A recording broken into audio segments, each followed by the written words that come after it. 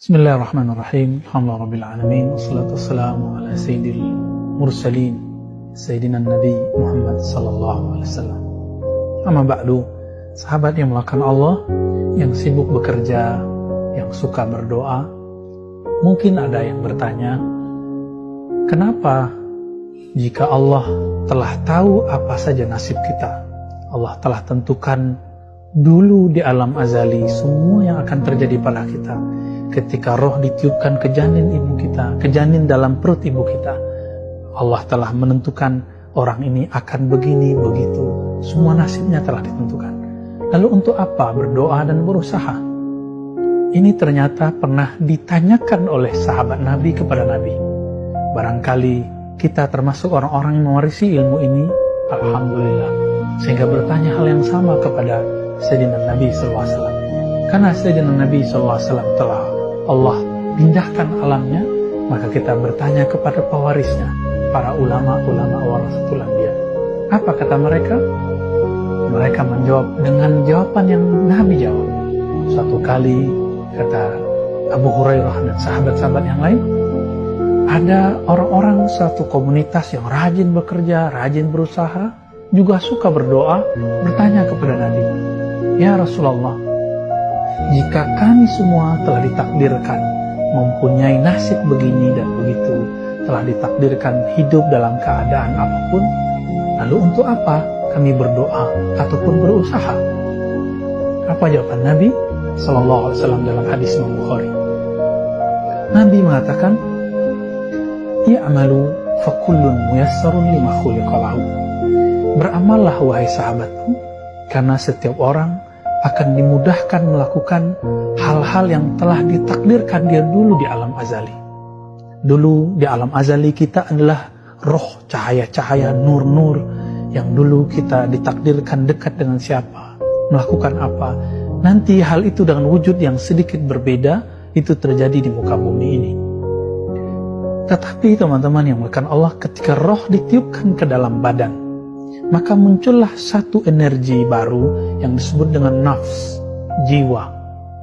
Jiwa inilah kemudian yang mendapat satu tugas yang disebut taklif.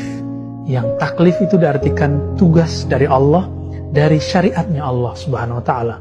Inilah yang dikatakan di dalam Al-Quran, la yukallifullahu nafsan illa wus'aha.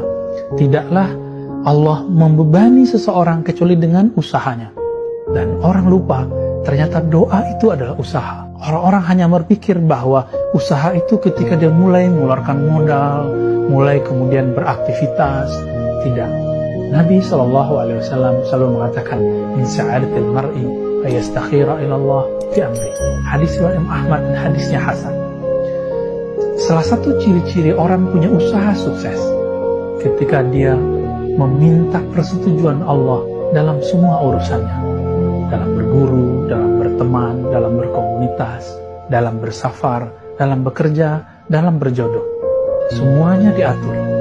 Istikharah isinya berdoa. Jadi untuk apa berdoa?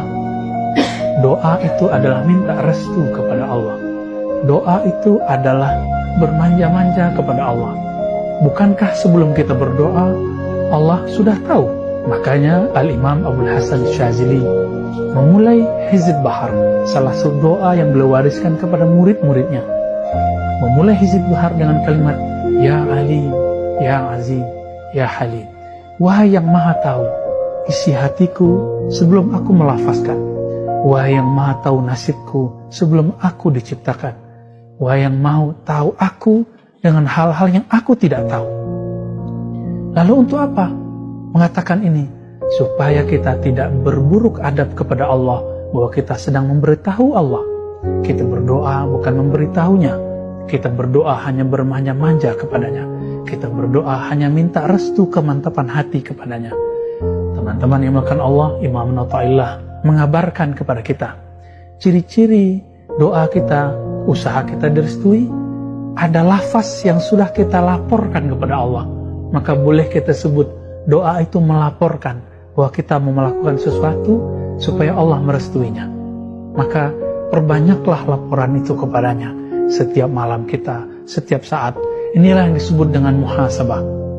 Maka Imam Al-Haris Al-Muhasibi, imam yang selalu melaporkan apapun yang dia buat setiap hari. Dulu Imamuna Ahmad bin Hanbal, murid Imam Syafi'i, pernah tidak menghargai orang ini karena menganggap Al-Haris Al-Muhasibi tidak mengajarkan hadis. Ternyata Al-Haris Al-Muhasibi mengajarkan inti dari ajaran hadis itu.